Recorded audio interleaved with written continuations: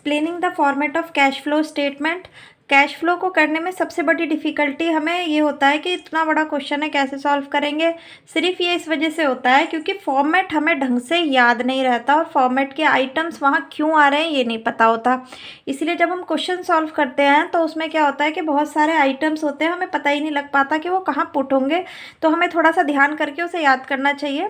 Let's start. सबसे पहले हम क्या निकालते हैं, cash flow from operating activity. इसका फर्स्ट आइटम जो है वो net profit before tax and extraordinary item है। इसको हम वर्किंग में भी फाइंड आउट कर सकते हैं और मेन क्वेश्चन में भी हम इसको शो करके दिखा सकते हैं।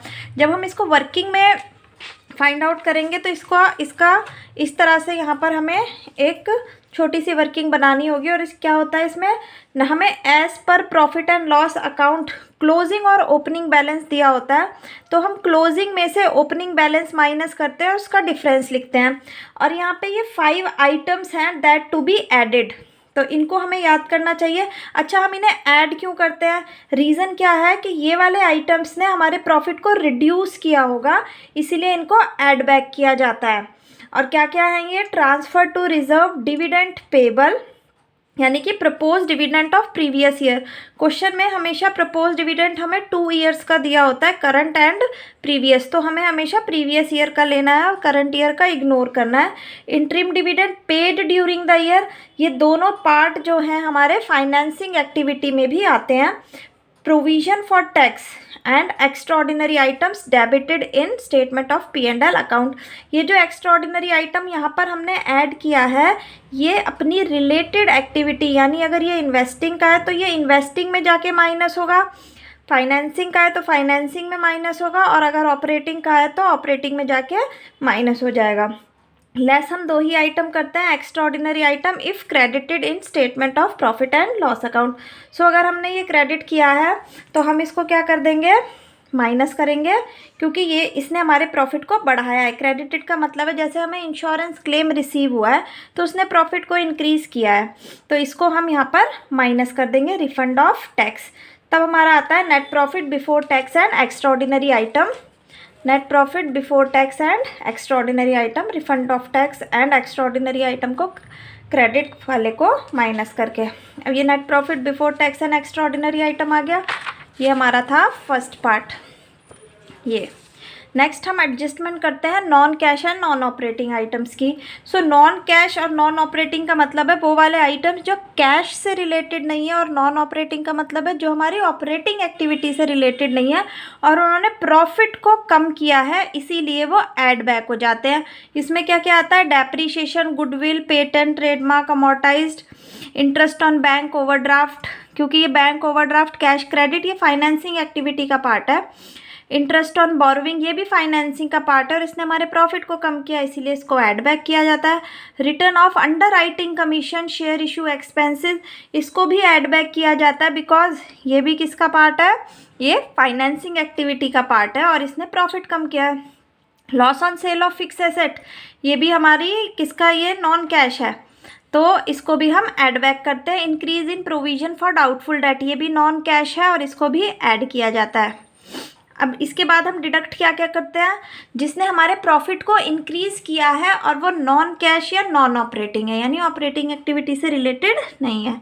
जैसे इंटरेस्ट इनकम, ये प्रॉफिट को बढ़ाती है और ये इन्वेस्टिंग का पार्ट है, इसीलिए हम ऑपरेटिंग एक्टिविटी में से इसको हटा देते हैं। डिविडेंड इनकम, इसने इनकम को इंक्रीज़ किया है और ये फाइनेंसिंग का पार्ट है। रेंटल इनकम इन्वेस्टिंग का पार्ट है। Gain and sale of fixed asset, ये माइनस होता है, लॉस ऐड होता है। Decrease in provision for doubtful debt, ये भी माइनस होता है। इसके बाद हमारा आता है operating profit before working capital changes. फिर हम इसमें ऐड करते हैं क्या, decrease in current assets and increase in current liability. Current assets कम होंगी तो उनको क्या किया जाता है, उनको ऐड किया जाता है। कैसे ऐड क्यों करेंगे हम, मान लो हमारे डेटर्स हैं वो कम हो रहे हैं, इसका मतलब debtors are giving money to us, so वो इनफ्लो ऑफ कैश होता है, इसीलिए ऐड होता है।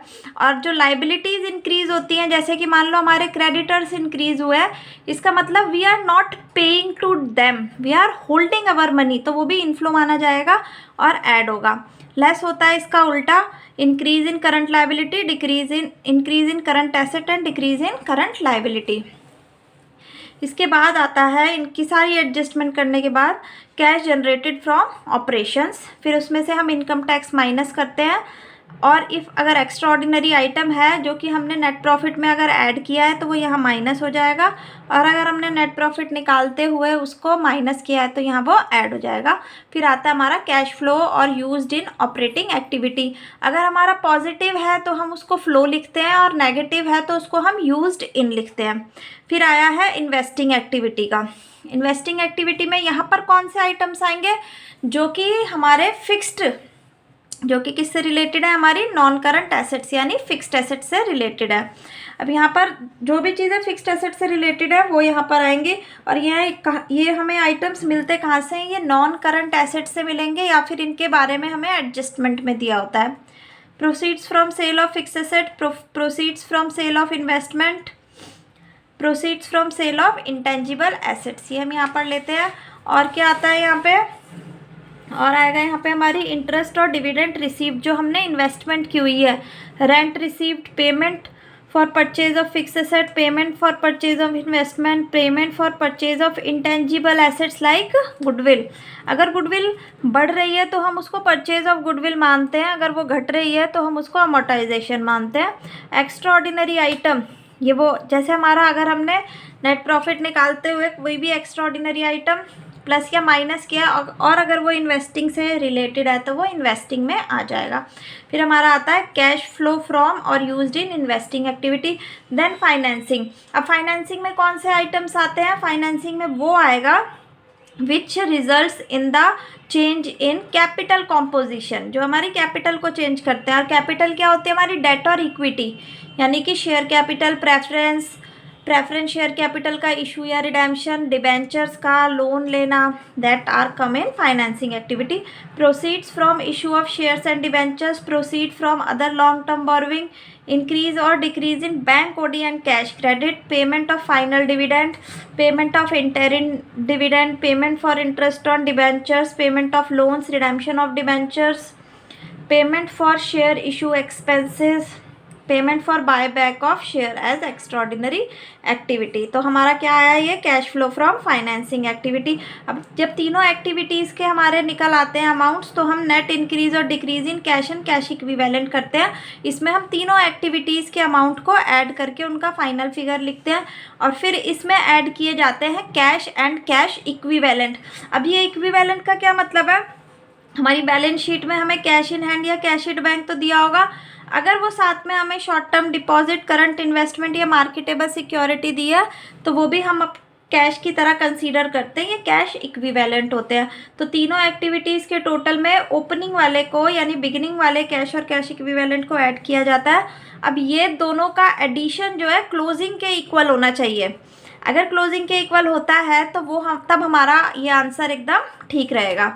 सो closing cash and cash equivalent में भी हमारा कैश एट है bank, cash at hand, short term deposit, current investment और मार्केटेबल सिक्योरिटी है। तो कैश फ्लो स्टेटमेंट ऐसे चेक होती है कि तीनों एक्टिविटीज़ का टोटल प्लस ओपनिंग कैश और कैश इक्विवेलेंट वो बराबर होने चाहिए, तब हमारा वो किसके बराबर होने चाहिए, closing cash and cash equivalent के इक्वल होने चाहिए, तभी हमारा क्वेश्चन ठीक रहता है।